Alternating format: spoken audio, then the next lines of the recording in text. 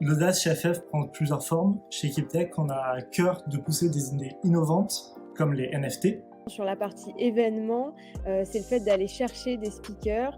Ce sont souvent des leaders internationaux qui sont assez pris, donc il ne suffit pas de leur envoyer un mail pour avoir une réponse. Donc on a plusieurs solutions. Parfois on s'appuie sur les membres existants qui peuvent avoir une connexion avec des speakers, et parfois il faut y aller de manière un peu plus frontale, si je peux dire, en allant par exemple sur LinkedIn, leur envoyer un message, en commentant leur post. C'est aussi savoir rebondir. Lorsque les événements physiques n'ont plus été possibles suite au Covid, nous avons conçu et développé une plateforme d'événements online et des sessions de networking afin que nos membres puissent continuer à échanger. C'est également se rendre compte que notre core business arrive à une maturité, qu'il faut continuer d'innover et de créer des nouvelles verticales business. Et donc ça passe via le décloisonnement de nos offres et nos services, via des nouvelles features comme les groupes, comme l'annuaire entreprise, comme le talent pool, qui vont permettre également à French Founders de trouver de la croissance sur des nouvelles verticales où nous étions historiquement pas présents, mais où nous allons fonder la base de notre succès pour les 10 années à venir.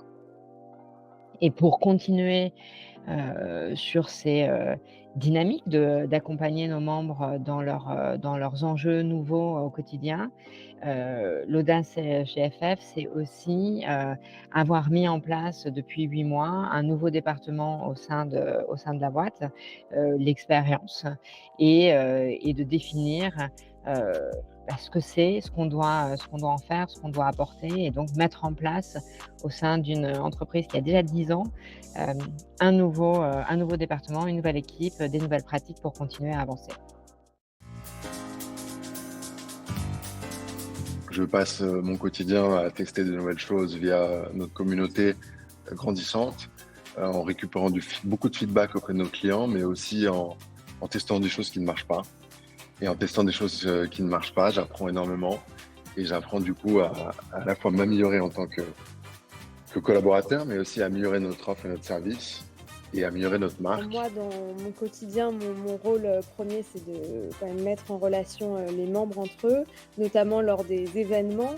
Donc les membres viennent évidemment pour entendre un leader s'exprimer sur son entreprise ou sur une thématique. Mais au-delà de ça, les membres viennent aussi pour rencontrer d'autres membres en fonction de leurs enjeux et de leurs actualités business.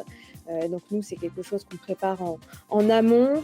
Et c'est vrai que l'audace, ça peut être un événement où on se dit qu'il faut absolument que Nicolas parle à Marie.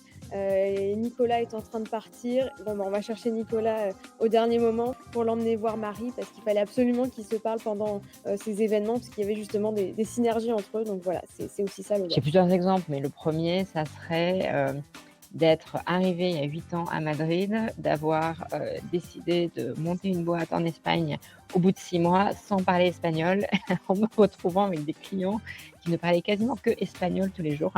Donc ça, je pense qu'il faut un petit peu d'audace ou d'inconscience.